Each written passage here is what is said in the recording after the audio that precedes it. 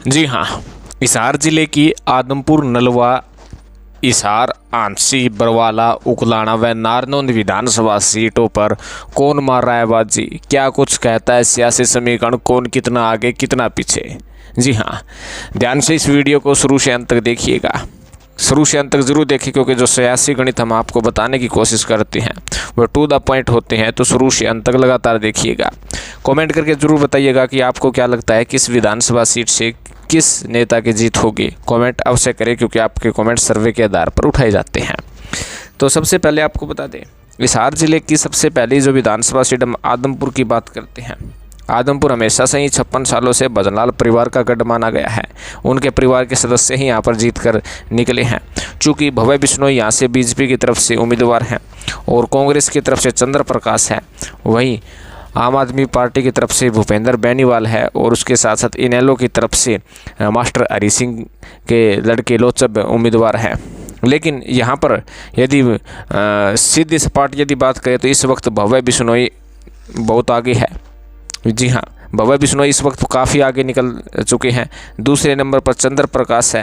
Congress party ने जो कहीं ना कहीं जो पिछड़ा वर्ग से उन्होंने उम्मीदवार उतारा था, लग रहा था कि जो जाट वोट बैंक के साथ साथ जो पिछड़ा वर्ग का वोट बैंक है वो भी जो है कांग्रेस के साथ आएगा, लेकिन ज़्यादा सेंधमारी करते हुए नज़र नहीं आ रहे हैं। जो भारी का टैग है वो कहीं ना कहीं आदमपुर के चौतरफा घुमा हुआ है कि ये भारी नेता हैं।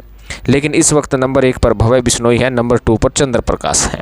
जी हाँ, जो इस वक्त मौजूदा हालत है वो आपको हम बता रहे हैं। फिर अगली सीट है नलवा विधानसभा की। नलवा में जब आपको पता है कि लग रहा था कि भारतीय जनता पार्टी ने जिस तरीके से रणबीर गंगवा को बरवाड़ा भेज दिया और उनकी जगह प्रत्याशी भाजपा ने रणधीर पनियार को बना दिया, और उसके साथ साथ कांग्रेस ने अनिल मान पर दाव खेला और संपत सिंह ने निर्दलीय पर्चा भी भरा, लेकिन बाद में कांग्रेस के साथ आए अनिल मान को समर्थन उन्होंने दिया। अब फिलहाल जो रिपोर्ट है, जो फिलहाल जो धरातल रिपोर्ट है, जो सियासी समीकरण है, उसमें इस वक्त नंबर 1 पर अनिल मान आ चुके हैं, क्योंकि 2 दिन पहले रणधीर पनियार आगे चल रहे थे। जैसे ही संपत सिंह व अन्य लोगों ने अनिल मान का साथ दिया, उसके बाद अब अनिल मान 1 नंबर पर है। 10,000 से कम वोटों का ही अंतर है, डिफरेंस है, लेकिन अनिल मान 1 नंबर पर है और रणधीर पनियार 2nd पोजीशन पर है। जी हाँ, इस वक्त अनिल मान नंबर 1 और नंबर 2 पर रणधीर पनियार है। इन दोनों के बीच में मुकाबला है और अनिल मान अब पकड़ मजबूत बनाए हुए हैं। हिसार की बात करें तो हिसार से कहीं ना कहीं जो बगावती ऐलान है उससे भारतीय जनता पार्टी को झकझोर कर दिया है। भाजपा के लिए सेफ सीट मानी जा रही थी, लेकिन इस सेफ सीट को अनसेफ करने का बीजेपी नेताओं ने ही कार्य किया है, क्योंकि काफ़ी नेताओं ने निर्दलीय चुनाव लड़ने का ऐलान किया। सावित्री जिंदल निर्दलीय चुनाव लड़ रही है और इस वक्त बढ़त में है, नंबर 1 पोजीशन पर है। उसके साथ साथ सरदाना, जो गौतम सरदाना है, वो भी अपनी अच्छी पकड़ बनाए हुए हैं। उनका जो परंपरागत वोट है वो फिर से आता हुआ नजर आ रहा है। कांग्रेस पार्टी की तरफ से रामनिवास राणा है, कांग्रेस समर्थकों का वोट बैंक उन्हें आता हुआ नजर आ रहा है। कमल गुप्ता को बीजेपी व आरएसएस से पृष्ठभूमि से रखने वाले लोगों का वोट बैंक आ रहा है, लेकिन इस वक्त सावित्री जिंदल नंबर 1 पोजीशन पर है। सावित्री जिंदल की जो बढ़त है वो किस प्रकार और कौन तोड़ेगा ये कहना भी मुश्किल है, लेकिन अभी तक सावित्री जिंदल आगे बढ़ती हुई नज़र आ रही है। आसी की बात करते हैं। आसी में यदि हम आपको बताएं तो यहाँ पर विनोद वियाणा और राहुल मक्कड़ के बीच कांटे का मुकाबला है। इस वक्त विनोद वियाणा नंबर 1 पर है और कुछ ही पीछे राहुल मक्कड़ है। जैसे जैसे चुनाव आगे बढ़ेगा वैसे वैसे आसी में फेरबदल बढ़त में होगा। कहीं ना कहीं इस वक्त नंबर 1 पर विनोद वियाणा है तो नंबर 2 पर राहुल मक्कड़ है। बरवाड़ा की बात करें तो बरवाड़ा में त्रिकोणीय मुकाबला है, जहां बीजेपी ने रणबीर गंगवा को मैदान में उतारा है तो INLD और बसपा गठबंधन की तरफ से संजना सातरोड मैदान में है, तो कांग्रेस ने रामनिवास गुडेला को मैदान में उतारा है। सबसे खास बात यह है कि रणबीर गंगवा प्रजापति समाज के हैं तो रामनिवास गुडेला भी जो है प्रजापति समाज के हैं। प्रजापति समाज के वोट बैंक 2 भागों में डिवाइड हो रहा है, जिसका पूरा फायदा संजना सातरोड अपना रही है।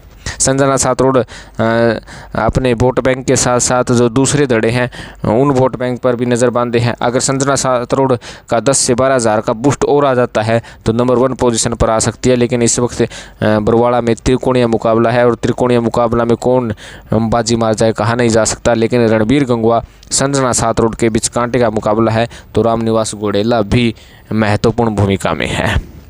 अगली सीट है उकलाना की। उकलाना विधानसभा सीट में कहीं ना कहीं काफ़ी कुछ देखने को मिला, विरोध प्रदर्शन देखने को मिला। अनूप धानक जो लगातार 2 बार विधायक बने हैं, पहले INLD की तरफ से, फिर JJP की तरफ से, BJP की तरफ से प्रत्याशी हैं, और कांग्रेस की तरफ से नरेश सेलवाल हैं। आपको बता दें कि कांग्रेस प्रत्याशी नरेश सेलवाल काफ़ी आगे है, काफ़ी आगे बढ़त में है।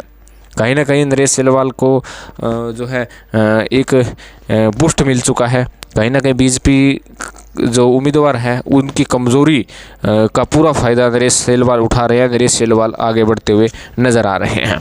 अगली सीट नारनौंद है। नारनौंद सबसे VIP सीट भी कह सकते हैं, सबसे हॉट सीट भी इसे कह सकते हैं, क्योंकि मुकाबला यहाँ पर रोचक हो चुका है, जहाँ कांग्रेस की तरफ से जस्सी पेटवाड़ मैदान में है। जी हाँ, जस्सी पेटवाड़ के साथ युवा ब्रिगेड उनके साथ है, और उसके साथ साथ कैप्टन अभिमन्यु BJP की तरफ से है, और उमेद लोहान जो है वो INLD की तरफ से, बसपा की तरफ से प्रत्याशी हैं।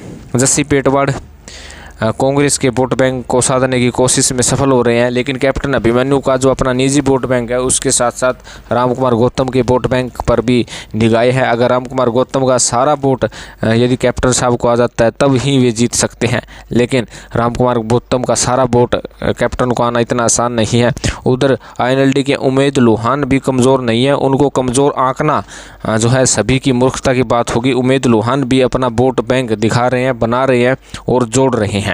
यहाँ पर नारनौंद में त्रिकोणीय मुकाबला है, रोचक मुकाबला है। इन तीनों के बीच में कांटे का मुकाबला देखा जा सकता है, और पहले एक तरफा किसी का नाम डिसाइड करना इतना आसान नहीं है, क्योंकि जो धरातल की रिपोर्ट आ रही है उसके मुताबिक यहाँ पर त्रिकोणीय कांटे का मुकाबला है, और वोट बैंक में काफ़ी कुछ बदलाव देखने को मिल रहा है। हालांकि चुनाव के दिन अभी कुछ बचे हुए हैं, लेकिन जैसे जैसे चुनाव नज़दीक आएगा वैसे वैसे इन सीटों पर काफ़ी फेरबदल होगा। हो सकता है कि जो आगे चल रहा है वो पीछे हो जाए, पीछे वाला आगे हो जाए, क्योंकि राजनीति की दशा और दिशा रातों रात बदल जाती है, और बदलते हुए राजनीति प्रकरण में कब क्या हो जाए कहा भी नहीं जा सकता है।